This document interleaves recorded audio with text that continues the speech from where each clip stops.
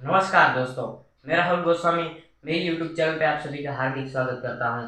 दोस्तों, इंडिया में एक वक्त ऐसा भी था कि इंडियन की यूनिवर्सिटी वर्ल्ड की टॉप यूनिवर्सिटी में से एक थी। जी हाँ गाइस, मैं बात कर रहा हूँ नालंदा यूनिवर्सिटी के बारे में।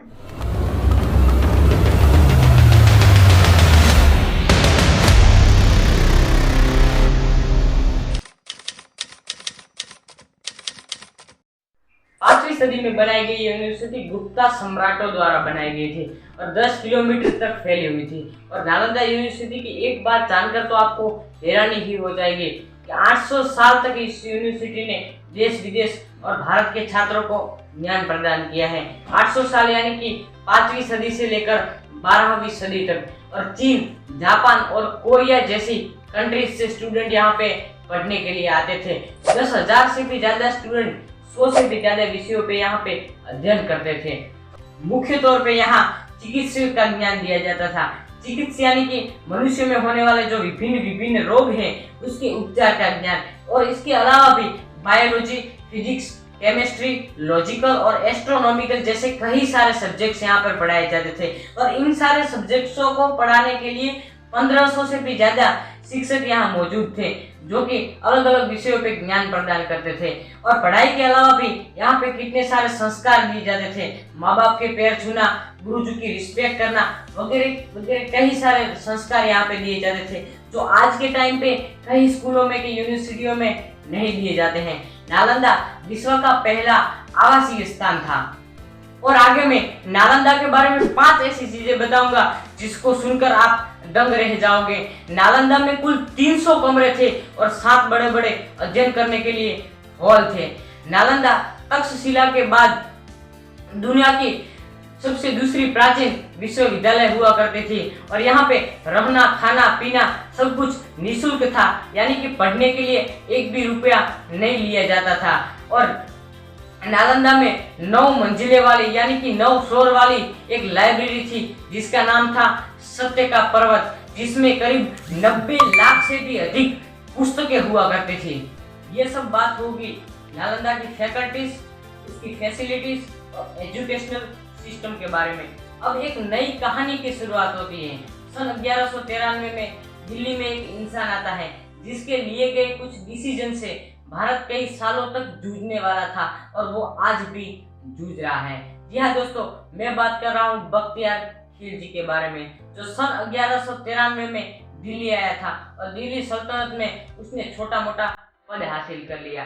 धीरे धीरे कई सारे युद्धों में अच्छा परफॉर्मेंस करने के बाद उसे और भी ऊंचा पद दिया गया, पद मिल गया, संपत्ति मिल गई। उसके बाद में उसने सीधा ही बिहार पे अटैक कर दिया और बिहार के छोटे मोटे हिस्सों को अपने कब्जे में कर लिया।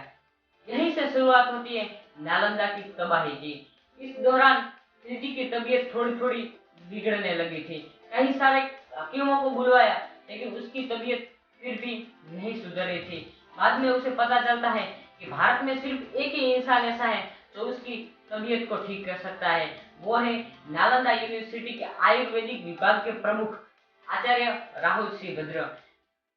लेकिन उसने अपने ईगो की वजह से, अपने एटीट्यूड की वजह से उनको नहीं बुलाया। लेकिन धीरे धीरे उसकी तबीयत और भी ज्यादा बिगड़ने लगी, तब उसको जाके आचार्य राहुल सी भद्र को बुलवाना पड़ा। आचार्य राहुल सी भद्र को बुलवाने के बाद भी उसकी जीबान से अकड़ नहीं जाती है।